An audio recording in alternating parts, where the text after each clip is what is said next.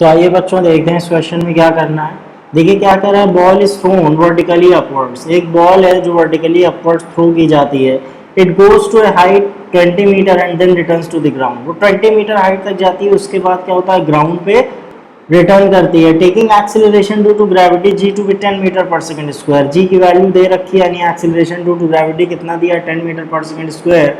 Find the following variables. क्या क्या find करना है, बॉल की इनिशियल वेलोसिटी यानी किस वेलोसिटी से हमने बॉल को फेंका था, फाइनल वेलोसिटी बॉल की मतलब बॉल ग्राउंड को हिट करती है, रीच करती है तो उस वक्त बॉल की वेलोसिटी कितनी होती है, और टोटल टाइम बॉल ने इस जर्नी में कितना लिया है।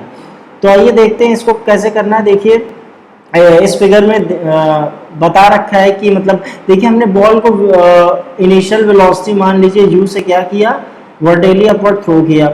तो इस वेलोसिटी से बॉल क्या होगी, कुछ हाइट तक जाएगी, मतलब एक मैक्सिमम हाइट अटेंड करेगी, उसके बाद क्या होगा, ग्राउंड पे आना शुरू होगी।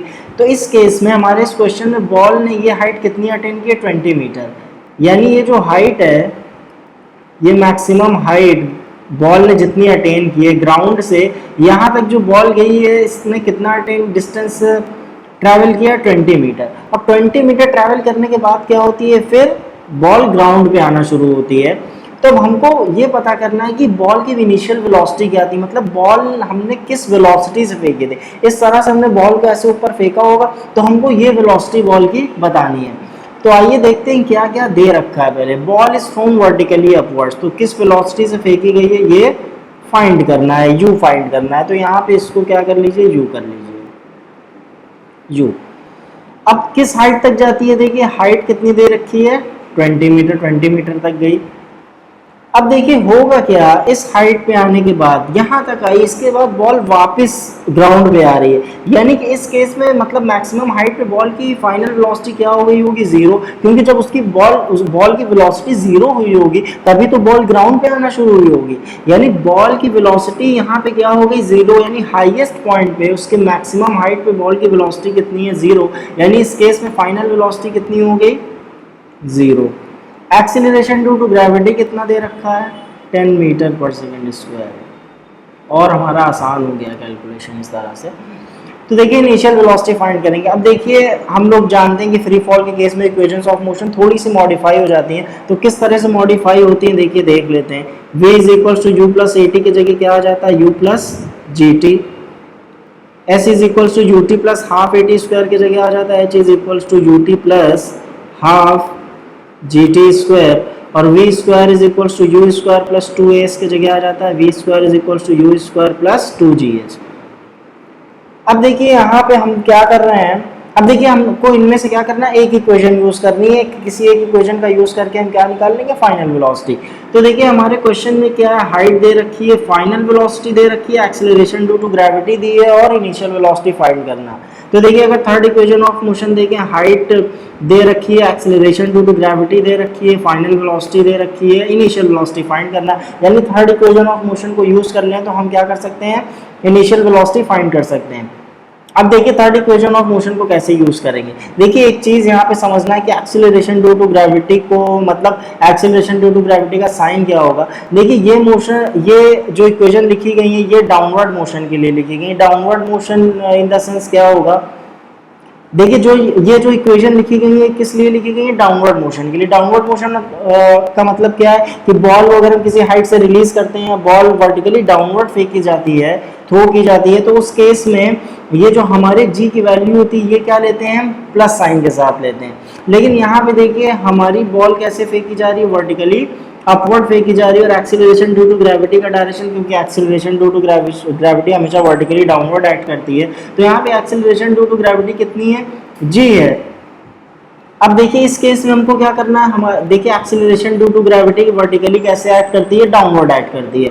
हमारी इनिशियल वेलोसिटी का डायरेक्शन क्या है, वर्टिकली अपवर्ड। यानी जब भी एक्सीलरेट हम बॉल वर्टिकली, या सीधे से ऐसे समझ सकते हैं कि जब भी हम वर्टिकली बॉल को अपवर्ड थ्रो करते हैं तो उस केस में एक्सीलरेशन ड्यू टू ग्रेविटी क्या लेते हैं, माइनस साइन के साथ लेते हैं। यानी ये इक्वेशन हम कैसे यूज करेंगे, V square is equals to U square minus 2gh। क्योंकि एक्सीलरेशन ड्यू टू ग्रेविटी क्या लेना है, माइनस साइन के साथ लेना है हमको, नेगेटिव साइन के साथ। तो अब देखिए फाइनल वेलोसिटी कितनी है, जीरो है। इनिशियल वेलोसिटी हमको फाइंड करना है, -2 × 10 × 20। तो यू स्क्वायर कितना हो गया, ये हो जाएगा 400, तो u की वैल्यू कितनी आ जाएगी 20 मीटर पर सेकेंड। यानी हमने 20 मीटर पर सेकेंड की वेलोसिटी से बॉल को वर्टिकली अपवर्ड थ्रो किया होगा और एक्सीलरेशन ड्यू टू ग्रेविटी अगर 10 मीटर पर सेकंड स्क्वायर रहा होगा तो उस केस में बॉल ने कितना अटेन किया होगा 20 मीटर, मतलब 20 मीटर की हाइट, मैक्सिमम 20 मीटर की हाइट तक गई होगी। उसके बाद वो क्या हुआ होगा, ग्राउंड पे रिटर्न करना शुरू हुई होगी। तो देखिए हम लोग ने क्या कर लिया, फर्स्ट पार्ट क्लियर कर लिया। अब आइए सेकंड पार्ट पे आते हैं कि final velocity of ball on reaching the ground, यानी ग्राउंड रीच करने पर उसकी फाइनल वेलोसिटी क्या थी या उसने किस वेलोसिटी से ग्राउंड को हिट किया था, हमको ये फाइंड करना है। तो आइए इसको देखिए कैसे करते हैं। अब देखिए यहाँ पे जो ये v है फाइनल वेलोसिटी, अब देखिए हमको इस जर्नी के लिए कैलकुलेशन करनी है, डाउनवर्ड जर्नी के लिए कैलकुलेशन करनी है। अब देखिए डाउनवर्ड जर्नी के लिए वेलोसिटी, देखिए फाइनल वेलोसिटी इस बॉल इस केस में क्या है 0 है। ये जो फाइनल वेलोसिटी v है इज इक्वल टू 0, ये हमारी क्या हो जाएगी initial velocity for the downward journey, for the downward journey. कहने का मतलब क्या है, देखिए इस जर्नी को अगर देखें, ये जर्नी जो बॉल ये जो जर्नी मतलब कर रही है, तो इस जर्नी में बॉल ने यहाँ से स्टार्ट किया चलना। अब यहाँ किस वेलोसिटी से चलना स्टार्ट किया 0 से, क्योंकि इस पॉइंट पे इसकी वेलोसिटी क्या हो गई थी 0, यानी यहाँ पे इनिशियल वेलोसिटी इस केस में क्या हो गई 0। ये भी मान लीजिए इसको u डैश कर देते हैं, तो इनिशियल वेलोसिटी हमारी क्या हो गई 0। अब हमको फाइनल वेलोसिटी पता करना है। फाइनल वेलोसिटी मान लीजिए कैपिटल V है हमारी फाइनल वेलोसिटी, नोटेशन सेम हो जा रही है इस वजह से, ये कैलकुलेट करना है हमको final velocity. Acceleration due to gravity हमारा कितना है 10 मीटर पर सेकेंड स्क्वायर, और इनिशियल वेलोसिटी ठीक है दे रखी है, final velocity acceleration due to gravity, height कितनी है 20 मीटर।